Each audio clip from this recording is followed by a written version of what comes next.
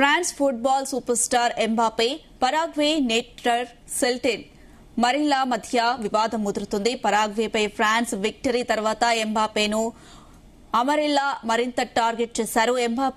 ఎంబాపేపై social media పోస్టులపై తాజాగా అమరిల్లా అసభ్య పదజాలంతో చేసిన వ్యాఖ్యలు పెద్ద దుమారమేరేపై నేడు మొరాకోతో క్వార్టర్ ఫైనల్లో ఫ్రాన్స్ తలపడనుంది.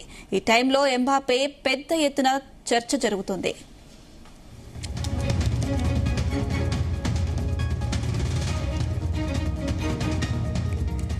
ప్రీ క్వార్టర్స్ లో పరాగ్వేను 0-1 గోల్స్ తేడాతో ఫ్రాన్స్ ఓడించింది. ఎంబాపే 70వ నిమిషంలో గోల్ కొట్టి తన జట్టును గెలిపించాడు.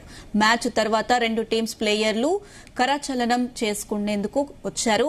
ఆ సమయంలో ఓర్లాండో గిల్ అనే కుర్రాడికి చెయ్యి ఇచ్చేందుకు ఎంబాపే విముఖత ప్రదర్శించాడు. దీనిపై పరాగ్వే సెనేటర్ అమరిల్లా స్పందించారు. ఫుట్బాల్లో ఎదుగుతున్న ఓ కుర్రాడి పట్ల ఎంబాపే చూపిన ధోరణి అత్యంత హేయమైనదని ఆమె వ్యాఖ్యానించారు.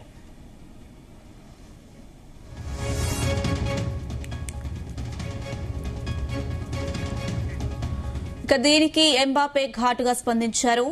మేడం అమరిల్లా, మీరు ఈ పదవికి అనర్హులు. ప్రపంచ కప్లో గొప్ప ఆట తీరుతో చెమటోడ్చిన గౌరవంగా పోటీ పడిన పరాగ్వేకు మీరు ప్రతినిధి కాలేరు.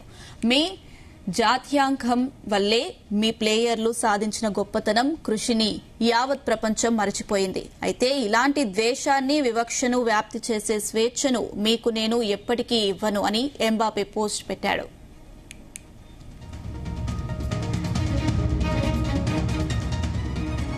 ఈ క్రమంలోనే ఫుట్బాలర్ పోస్ట్ పై అమరిల్లా స్పందిస్తూ అసభ్య పదజాలంతో దూషించారు.